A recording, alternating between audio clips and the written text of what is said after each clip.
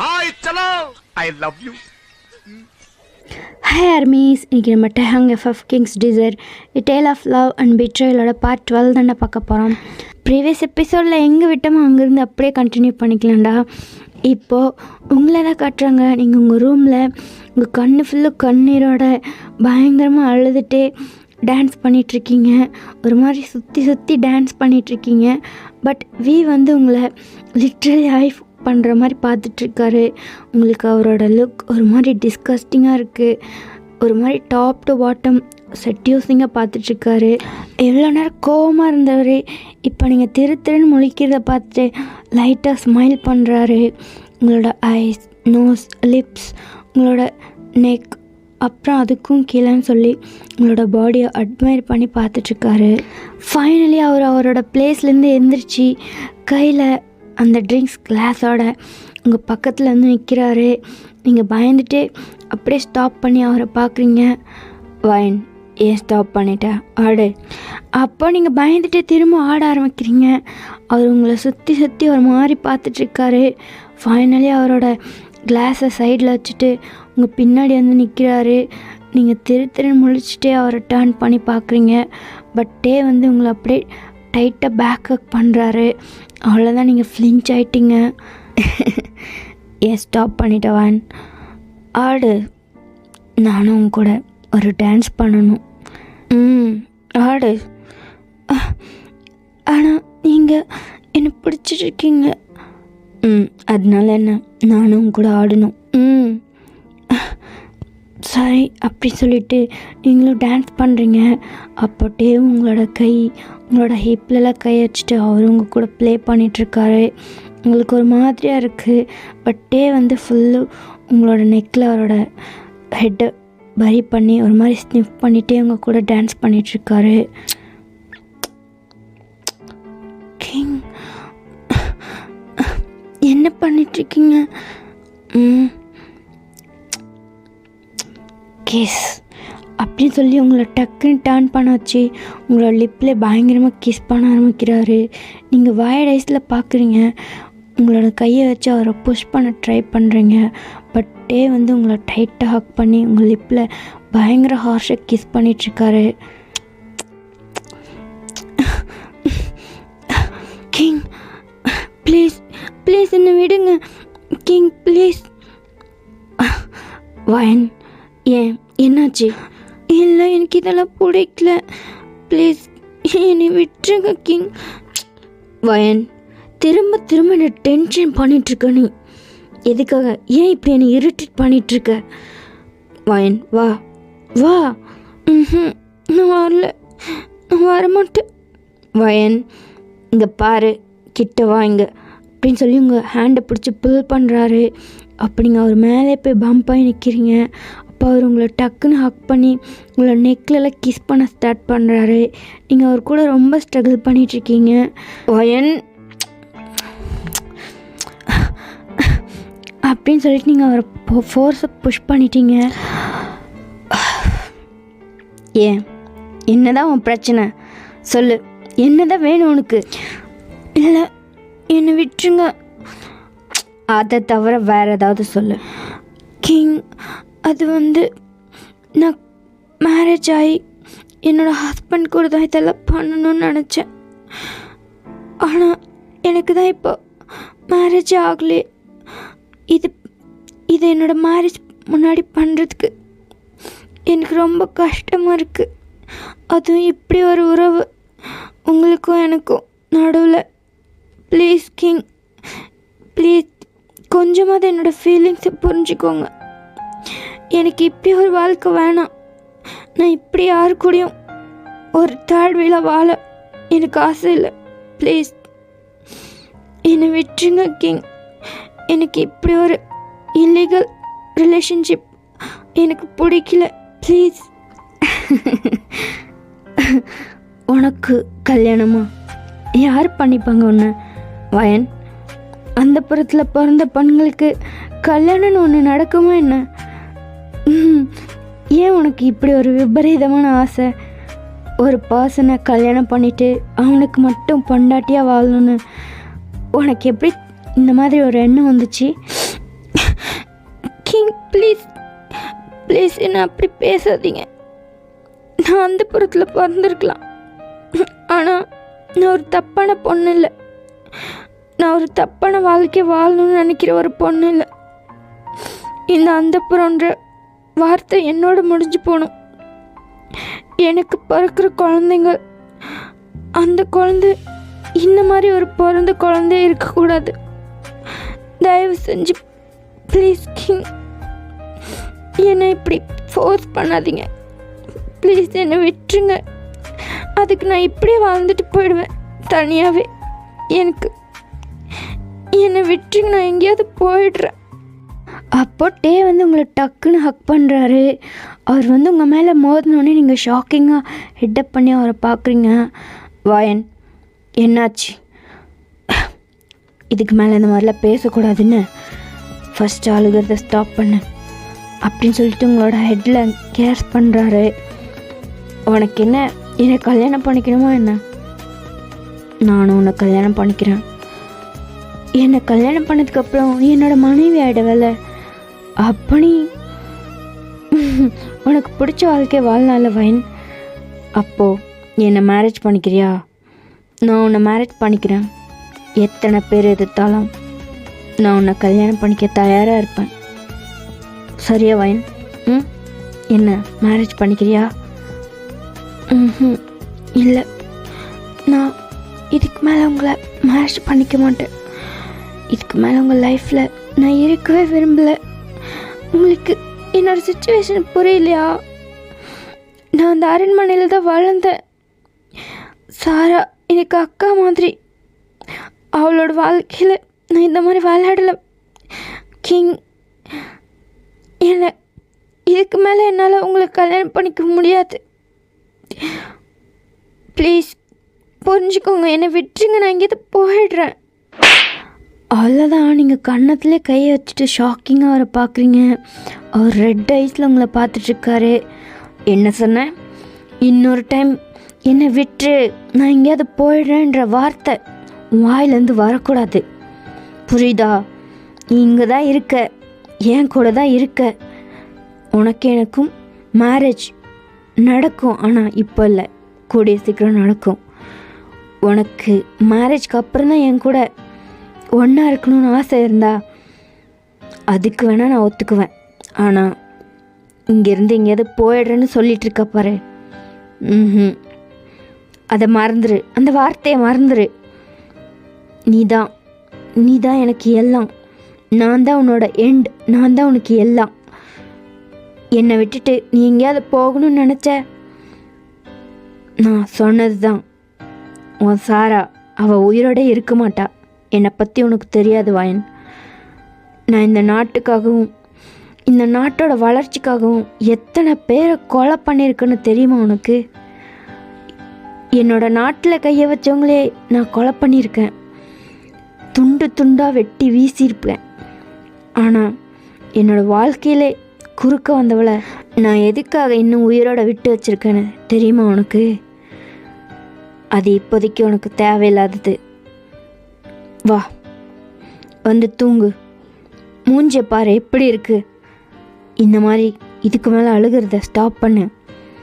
நீ தான் என்னோடய மனைவி. என்றைக்கும் நீ மட்டும்தான். ஆனால் அது உன்னோட விருப்பத்தோட, உன்னோட முழு சம்மதத்தோட நடக்கணும். இந்த மாதிரி அழுதுட்டு என்னோட நாட்டில் இருக்க பெண்கள் அழுதாவே எனக்கு பிடிக்காது. ஆனால் எனக்கு பிடிச்ச என்னோடய மனைவி இந்த மாதிரி அழுறது அது எனக்கு சுத்தமாக பிடிக்காது. என்னோட கோபம் அது உன் மேலே இல்லை அப்படி சொல்லி உங்களோட சீக்கில் கையை வைக்கிறாரு. நீங்கள் அவரை ஷாக்கிங்காக அழுதுகிட்டே பார்த்துட்ருக்கீங்க. உங்களோட டியர்ஸ்லாம் வைப் பண்ணுறாரு. என்னோடய கோபம் உன் மேலே இல்லை. என்னோடய கோவத்தை உன் மேலே நீயே டைவர்ட் பண்ணிக்காத வயன். நீ என்னோட செல்லம், நீ என்னோட குழந்தை, நீ என்னோட மனைவி, நீ என்னோட ஏஞ்சல். இன்னும் சொல்லிகிட்டே போகலாம். நான் சின்ன வயசுலேருந்து காட்டில் தான் வளர்ந்தேன். எனக்கு ஃபீலிங்ஸ் அப்படின்னா என்னன்னே தெரியாது வயன். அம்மா கூட அப்பா கூட ஒரு நார்மலான வாழ்க்கையை நான் வாழ்ந்ததில்லை. எப்போ பாரு கத்தி, சண்டை, ரத்தம், கொலை, இப்படி தான் நான் வாழ்ந்துட்டு இருந்தேன். எனக்கு தெரிஞ்சது எல்லாமே இந்த நாடு, இதோட பாதுகாப்பாக நான் இருக்கணும். சின்ன வயசுலேருந்து ஓடிட்டே இருப்பேன், எப்பவும் ஓடிட்டே இருப்பேன் இந்த நாட்டுக்காக.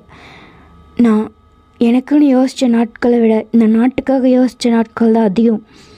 இப்படி வெறும் ஒரு நாடுன்னு ஒரு பைத்தியக்கார மாதிரி இருந்த என்ன, ஒரு பொண்ணு, ஒரு மென்மையான, ஒரு அழகான, ஒரு பூ மாதிரி ஒரு பொண்ணு, முதல்ல அவளோட கண்ணை பார்த்து நானாக உணர்ந்தேன். இந்த நாட்டை விட எனக்குன்னு என் லைஃப்பில் நிறைய இருக்குதுன்னு தெரிஞ்சுக்கிட்டேன். என்னோடய லவ், என்னோடய ஃபீலிங்ஸ் அப்படின்னு ஒன்று என் உடம்புல இருக்குன்றத இந்த ஐஸ், இந்த கண், இதை பார்த்து தான் நான் தெரிஞ்சுக்கிட்டேன். எல்லாமே எனக்கு புதுசாக தெரிஞ்சுது. என்னோடய வாழ்க்கையே உன்னை நான் அடைஞ்சா எல்லாமே எனக்கு கிடச்சிரும்னு நினச்சேன். ஆனால் அந்த சாரா, அவள் எல்லாத்துக்கும் குறுக்கில் வந்துட்டா. அன்னைக்கே அவள் எனக்கு இந்த கல்யாணத்தில் விருப்பம் இல்லை, எனக்கு இந்த கிம்மை பிடிக்கல, நான் மின்யுங்கே தான் மேரேஜ் பண்ணிப்பேன்னு சொல்லியிருந்தா என்னோடய கோபம் அன்னைக்கே முடிஞ்சிருக்கும். என்னோடய நாட்டு மேலே இருக்க அந்த கோபம் மட்டும்தான் தொடர்ந்துருக்கும். ஆனால் அவள் பெரிய தப்பு பண்ணிட்டா. அவள் என் மேலேயும் என்னோடய நாட்டு மேலேயும் ஆசைப்பட்டு அவளோட வாழ்க்கையவே தொலைக்க போகிறா. அவளுக்காக நீ பறிஞ்சு பேசிட்டு உன்னோட வாழ்க்கையை இழந்துடாத வயன். நம்ம 2 பேருக்கும் நடுவில் யாரும் வரக்கூடாது, புரியுதா? நீங்கள் இது எல்லாத்தையும் கேட்டு பேய் அறிஞ்ச மாதிரி டேவை பார்த்துட்ருக்கீங்க. அவர் உங்கள் ஐஸே தான் பார்த்துட்ருக்காரு. அப்போது சாராவை என்ன பண்ண போகிறீங்க? அவள் என்ன பண்ண போகிறான்னு கேளு, என்ன கேட்காத. என்ன? எனக்கு புரியல. புரியும் போது புரியும், வா நம்ம 2 பேரும் தூங்கலாம் அப்படி சொல்லிட்டு உங்களை அப்படியே ப்ரைடல் ஸ்டைலில் தூக்குறாரு. நீங்கள் ஒரு ஐஸே தான் பார்த்துட்ருக்கீங்க. என்ன ஏன் அப்படி பார்க்குறேன்னா? அப்புறம் அவர் உங்களை அந்த பெட்டில் ப்ளேஸ் பண்ணிவிட்டு உங்கள் பக்கத்தில் வந்து படுக்கிறாரு. நீங்களும் அவரே பார்த்துட்ருக்கீங்க. அவரும் ஒரு ஸ்மைல் பண்ணிவிட்டு உங்கள் கிட்ட வந்து உங்களை ஹக் பண்ணுறாரு. நீங்கள் இன்னமும் அவர் ஃபேஸே தான் பார்த்துட்ருக்கீங்க. என்ன எதுக்காக என்னை அப்படி பார்த்துட்ருக்க? இல்லை, நீங்கள் என்னை மேரேஜ் பண்ணிக்கிறீங்களா? நான் உன்னை மேரேஜ் பண்ணிக்கிறேன். உனக்கு என்னை மேரேஜ் பண்ணிக்க ஓகே தானே வயன்? அப்போது நான் உங்களை மேரேஜ் பண்ணிக்கிட்டா நான் இந்த நாட்டோட குயின் ஆகிடுவேனா? ஆமாம், நீ தான் இந்த நாட்டோட குயின். அப்புறம் என்னோட குயின், இந்த பேலஸோட குயின், எல்லாத்துக்கும் நீ மட்டும்தான் குயின். ஆனால் இது தப்பு தானே? நான் இது சாராக்கு பண்ணுற துரோகம் தானே? வயன், இன்னொரு டைம் அவளை பற்றி என்கிட்ட பேசாத. நீ யாருக்கும் துரோகம் பண்ணல. உன்னோட வாழ்க்கை தான் அவள் பறிச்சிட்ருக்கா. நீ இருக்க வேண்டிய இடத்துல தான் அவள் இருக்கா. நீ ஏன் துரோகம் நினச்சிட்ருக்க? இது துரோகம் இல்லை, இதுதான் சரி. அவள் இந்த நாட்டுக்கு குயினானா அதுக்கப்புறம் என்னெல்லாம் நடக்கும்னு அது எனக்கு மட்டும்தான் தெரியும். இந்த நாட்டுக்கு ஒரு உண்மையான குயின், ஒரு இந்த நாட்டோட மக்களோட நல்லதை மட்டும் யோசிக்கக்கூடிய ஒரு குயின், அந்த மாதிரி ஒரு பொண்ணு தான் நான் மேரேஜ் பண்ணிக்கணும்னு நினச்சேன். ஆனால் விதி என்னோடய வாழ்க்கையில் விளையாடிடுச்சு. நீயும் விளையாடாத. ஸோ இந்த கிங்குக்கு தேவையானதெல்லாம் என்னென்னு தெரிஞ்சுட்டு அதை மட்டும் பண்ணுற வேலையை பாரு. என்னை நீ நல்லா பார்த்துக்கிட்டா நீ கூடிய சீக்கிரம் குயின் ஆகிடுவ. அப்புறம் எல்லாம் நல்லா தான் நடக்கும். என்ன புரிஞ்சுதா என்னோட மக்கு குயின்? அப்போ நீங்கள் வைட் ஐஸில் ரொம்ப சர்ப்ரைஸ்டாக டேவையே பார்த்துட்ருக்கீங்க. அவர் உங்களை குயின்னு சொன்னதுக்கப்புறம் உங்களுக்கு எதுவுமே ப்ராசஸ் ஆகலை. நீங்கள் அவரே அட்மையர் பண்ணி பார்த்துட்ருக்கீங்க. என்ன, நான் இந்த நாட்டோட குயினா? என்னை சின்ன வயசுலேருந்து அந்த புறத்தில் பிறந்தவ அந்த புறத்தில் இருக்கணும்னு என்னை எவ்வளோ பேர் வார்த்தையால் சொல்லி சொல்லி கஷ்டப்படுத்தியிருக்காங்க.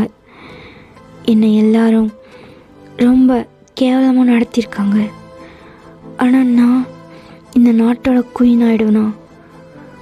அப்போது எல்லாரும் நான் சொல்கிறத கேட்பாங்களா? நான் என்னோட நாட்டோட குயின் ஆகிட்டா எவ்வளோ நல்லா இருக்கும். என் அம்மாவை பற்றி தப்பாக பேசினால அந்த சாரா, அதானே அவள் அன்னைக்கு அவளுக்கு நிச்சயம் பண்ணவனை கல்யாணம் பண்ண வேண்டியது தானே. அதை விட்டுட்டு என்னோட கிங்கை கல்யாணம் பண்ணா. அவரும் நானும் தான் முதல்ல சந்திச்சுக்கிட்டோம். அப்பா அவர் என்னோடது தானே. அவள் தானே என்னோட பிளேஸில் இருக்கா. என்னோட கிங் சொல்கிறது கரெக்டு தானே. அவர் சொல்கிறது தான் நான் கேட்குவேன். அவர் தான் என்னோட கிங். அப்போது இந்த நாட்டோட சூன் டு பி குயின் நான் தான்.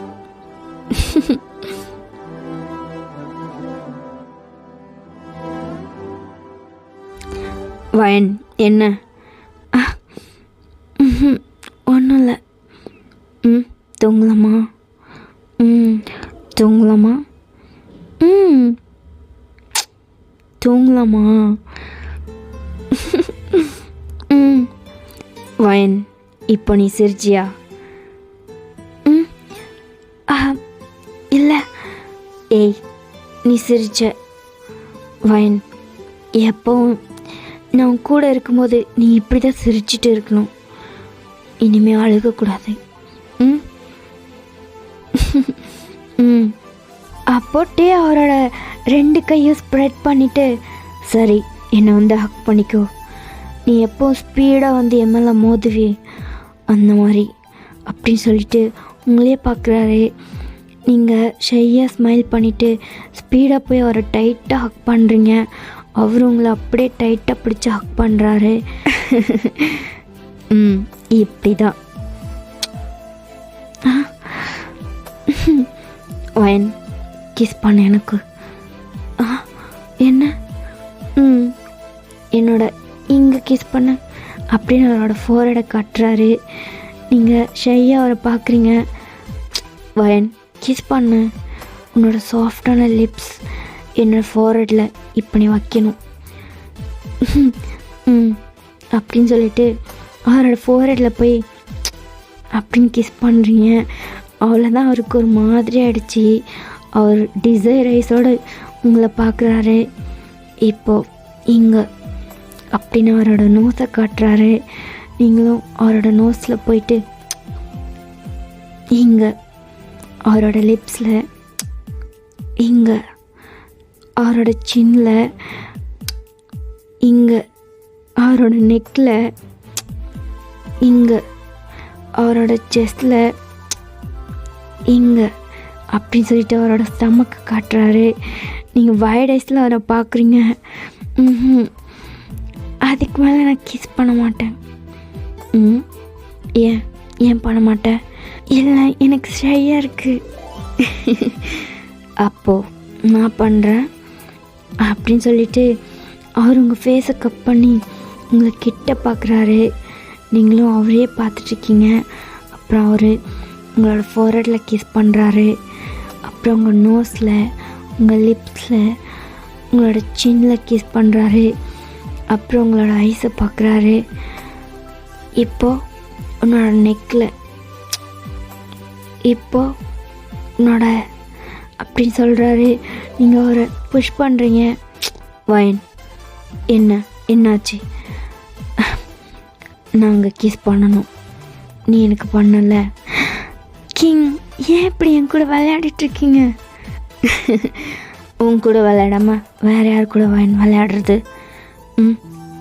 நகரு, நாங்கள் கிஸ் பண்ணணும் அப்படின்னு சொல்லிட்டு உங்களோட கையை எடுக்கிறாரு. அப்போது உங்கள் செஸ்ட் கிட்ட பெண்ட் பண்ணி அப்படின்னு கிஸ் பண்ணுறாரு. உங்களுக்கு ஒரு மாதிரி ஆகிடுச்சி. நீங்கள் அவரையே பார்த்துட்ருக்கீங்க. வயன் இதுக்குள்ளே நான் பார்க்கணும். என்ன? நான் இதை பார்க்கணும். கிங் அது வந்து வேணாம், ப்ளீஸ் வயன், நான் இதை இப்போ பார்க்கணும். காட்டு வயன் அப்படி சொல்லிட்டு உங்களோட கையை பிடிச்சி பின் பண்ணுறாரு. நீங்கள் அவரை ஷாக்கிங்காக பார்க்குறீங்க. உங்களோட 2 கையும் அவரோட ஒரு கையில் பிடிச்சிட்டு உங்களோட ப்ளவுஸ் கிட்ட அவரோட கையை வைக்கிறாரு. அவ்வளோதான், நீங்கள் டைட்டாக உங்களோட ஐஸை க்ளோஸ் பண்ணிக்கிறீங்க. அவரும் உங்களோட ஹுக்ஸ் எல்லாம் ஒன்று ஒன்று கலட்டுறாரு. அவ்வளோதான், உங்களால் ஐஸை ஓப்பனே பண்ண முடியல. ஃபைனலி டே 2த்தையும் ஓப்பன் பண்ணிடுறாரு. கிங் வயன், எதுக்காக இப்படி ப்ரீத் பண்ணுற? கிங் கிங் உங்களோட ஐஸை க்ளோஸ் பண்ணுங்க, பார்க்காதீங்க. அப்போது அவரோட கையை எடுத்துகிட்டு வந்து வைக்கிறாரு. அவ்வளோதான், நீங்கள் ஃப்ளின்ச் ஆகிட்டீங்க. கிங் வயன் அமைதியாரு. இது ஏன் இவ்வளோ சாஃப்டாக இருக்குது? மை காட், இவ்வளோ சாஃப்டான ஒன்று நான் இது வரைக்கும் டச் பண்ணதே இல்லை. வயன் வெயிட் அப்படின்னு சொல்லிட்டு உங்களோட கையை வச்சுட்டு அவரோட 2 கையும் வச்சு டச் பண்ணுறாரு. நீங்கள் டைட்டாக ஐஸை க்ளோஸ் பண்ணிக்கிறீங்க.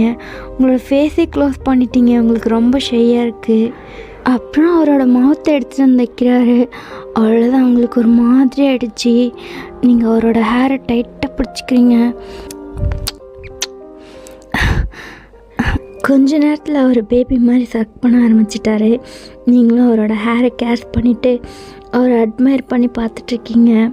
உங்களோட மனசுக்குள்ளே இந்த நாட்டோட கிங் என்கிட்ட பேபி மாதிரி பிஹேவ் பண்ணுறது நான் ரொம்ப கொடுத்து வச்சுருக்கணும்.